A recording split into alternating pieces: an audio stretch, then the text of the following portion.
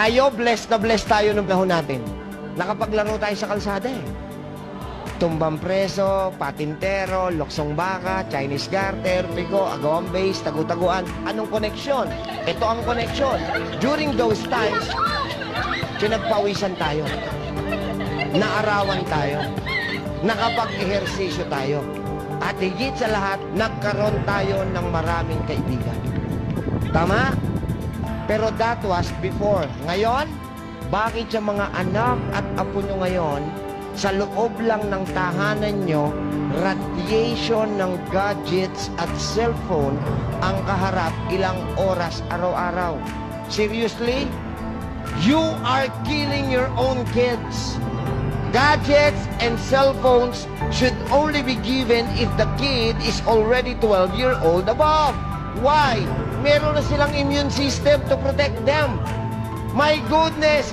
Anak at apo mo, 3 taong gulang pa lang naka-cellphone na. Nag-iisip ka ba?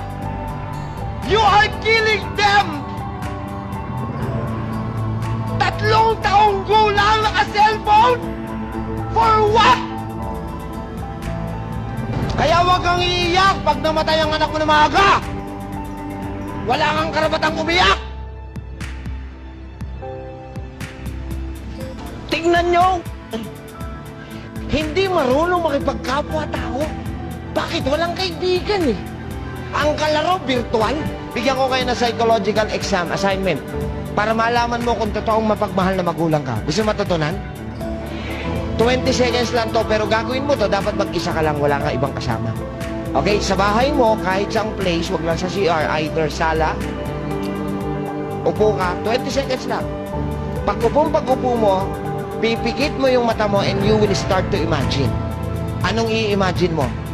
Karga-karga mo ang pinakamamahal mong anak na nag-aagaw buhay. Sumusuka ng dugo, tumitirik yung mata, sumisigaw sa iyong hindi ko na po kaya.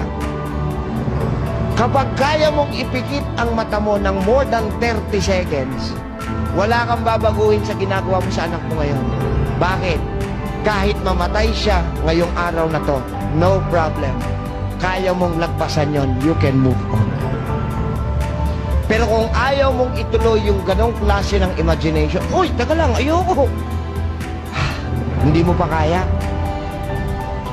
May pagkakataon ka pa. Magbago ka na at umpisan mo yan mamaya.